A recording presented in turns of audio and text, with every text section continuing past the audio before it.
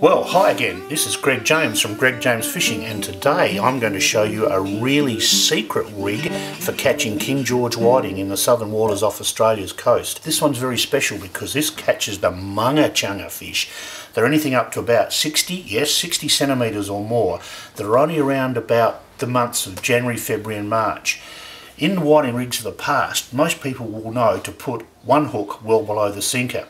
Well, today that still applies, but I'm going to show you a rig that actually puts a larger hook right above the sinker that catches those big fish. Here I've got a number of sinkers, some for snapper, some for beach fishing. This is a little triangular lead sinker that I think will work really well for catching whiting. So, grab some line. You don't really need to be too fancy. This is a multicoloured line because I fish in broken ground where there are sometimes lots of different colours that are below the surface of the water.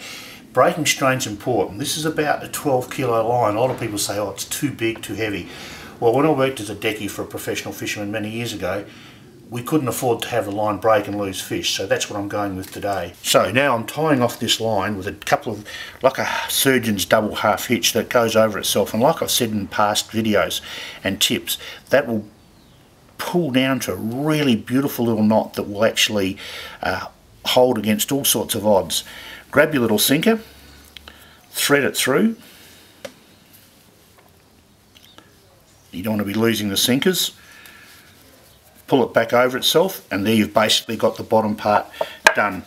Tighten that little knot just by pulling it against itself, like I said.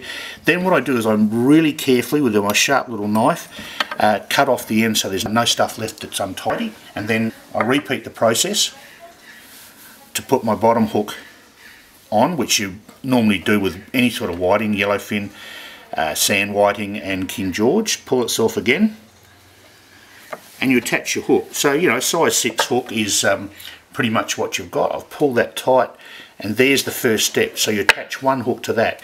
That's normal whiting fishing. But today, the real trick for these seasonal big munga-chunga fish, like I said, is pull out another metre of line. You've got your bottom hook ready to go and attached. But for this next step, you've got a much larger hook. So in this size hook here, I've got 2 moving pink beads on it, not just the one, and quite a larger hook, almost a size 4 in the old money. So you really need to think this through. And most people say, a hook that size for whiting, Greg, you're crazy. Well, I am, but it still works. Grab your hook, feed it through, and then, as most people will know, back over itself. It's really simple. This won't break unless the fish are 80 centimetres. Not that I've ever caught that one, but I've caught one up around 72 out off the southern coast of York Peninsula in South Australia. This is a little bit finicky because you've got to get the beads through. And voila, as the French say, that's a really sharp hook. Great little setup.